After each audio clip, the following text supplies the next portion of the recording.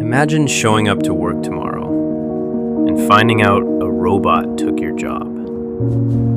Because that's exactly the future many Americans are worried about. GM is reportedly cutting around 1,000 jobs and replacing much of that work with automation. Think about that math. 1,000 paychecks disappear, and just a handful of machines take over.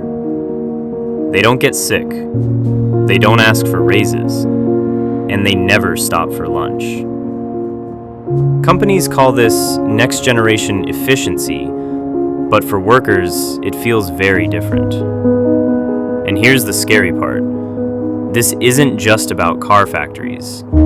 It's a preview of what's coming next.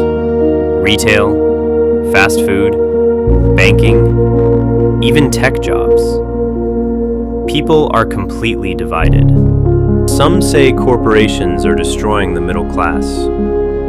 Others say automation is unavoidable. But everyone is missing the same issue.